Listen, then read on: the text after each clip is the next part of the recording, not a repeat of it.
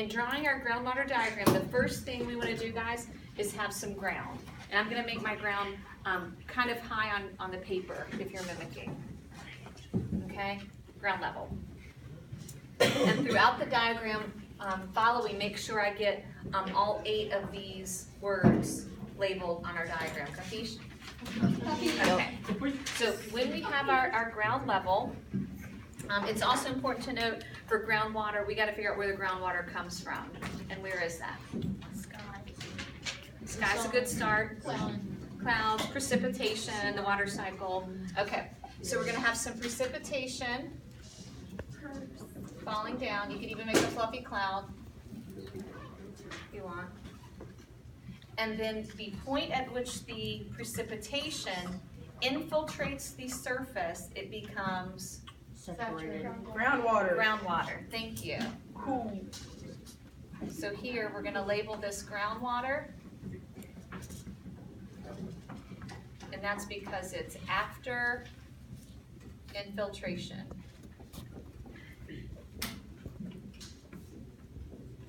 All right, and as the groundwater absorbs into the different layers of soil, eventually it's going to hit a layer of bedrock. So down below, I'm going to draw a nice layer of bedrock. Okay. I'm going to take just a couple of seconds. If it's bedrock, it has to be solid, correct? Or parent material. So we're going to make it pretty solid. Let it be known, I'm going to erase some of this in a little bit. But right now we want bedrock.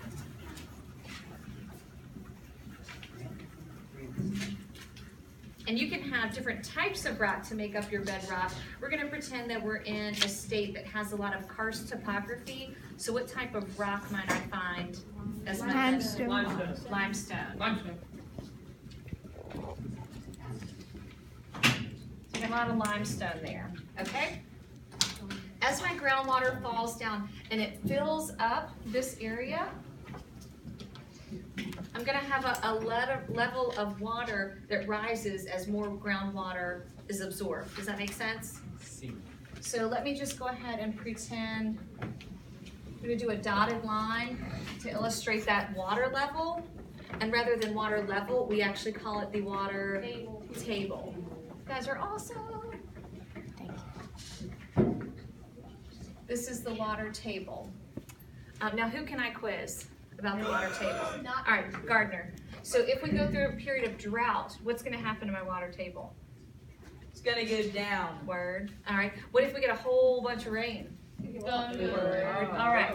Good. So right now we're pretending this is how much rainwater we've gotten to allow our groundwater to hit this level. From the bedrock up to the top of the water table, it's full of water, right?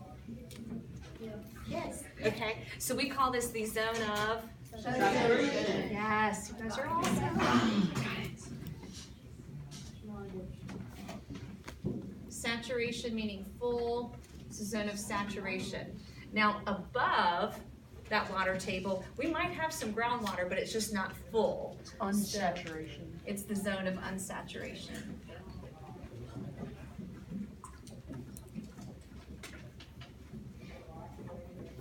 All right, quick checkpoint.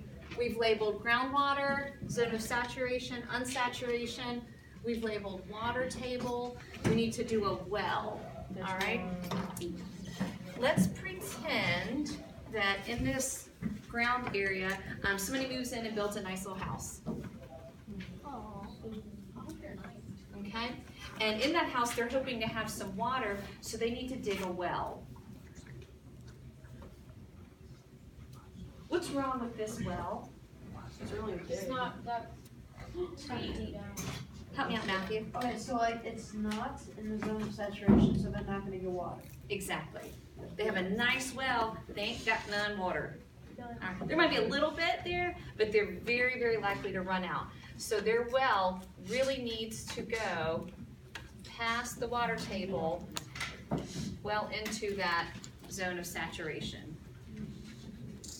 And if I really want to nerd out, my water table actually changes shape with the addition of the well.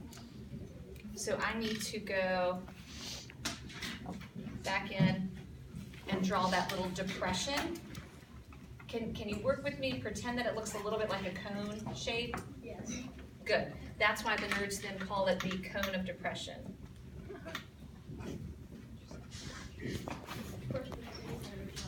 It isn't a word up here, but it is a neat term. So cone of depression right here.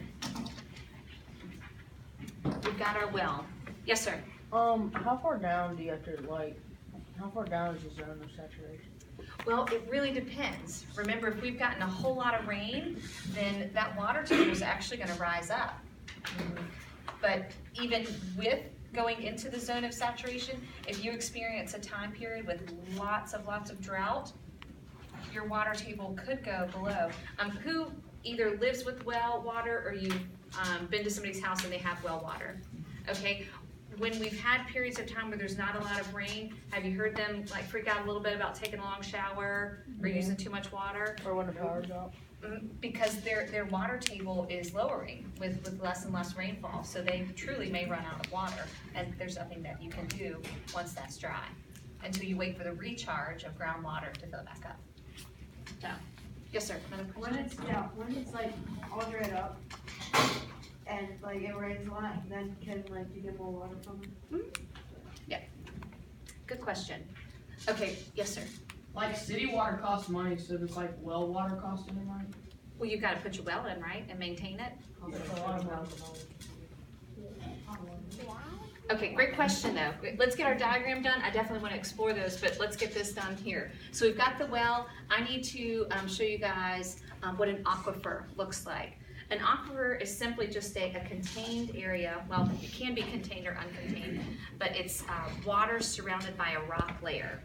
So this rock layer is going to be able to absorb a little bit of water, and it may actually end up storing some water in these areas here. What if there's some water stored here? What if there's some water stored here? These areas where water is stored around or within a rock layer is called an aquifer. Jaden, what's up? So these little pockets, do they form because of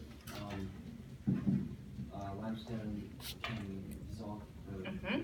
Yeah, as that groundwater is coming through, it's pulled a little bit of carbonic or carbon dioxide in the air, so the carbonic acid could eat away here.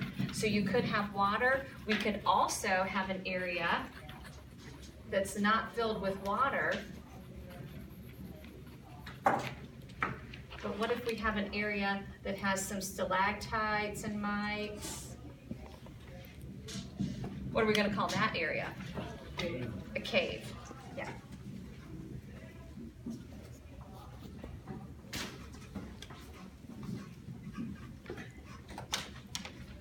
Okay, so we've got almost everything except a sinkhole. And our diagram may have to change a little bit to show the sinkhole, but if we have an area filled with water, and let's say that water gets pulled quickly from there, now we've got a blank area. What can happen to the ground above an area that's now empty? Ethan? Top part of it would like break. Right, perfect. So we would actually have to have the surface up here. If this collapsed, I'll use an orange color here. If this collapsed, then this, and my diagram's gonna get a little messy here, but this would also collapse. Can you follow me on that? If this fell, then everything above it's gonna fall as well. And that would create a depression or a sinkhole at the top. Yes, sir. How could something like so low below it affect it all the way up there? Well, Wait. yeah, exactly. If you have an opening here and it falls, well, if just this little bit of soil fell, are you gonna have a gap right here? Wasn't that all water? It's rock and dirt filled with water. This is all soil, but this area is soil filled with water, and this is slightly drier soil. But it all is gonna have to fall unless it starts defying gravity, which would be something like maybe on another planet, not so sure. Okay. Any other questions?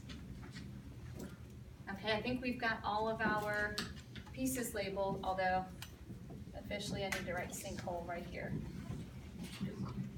All right,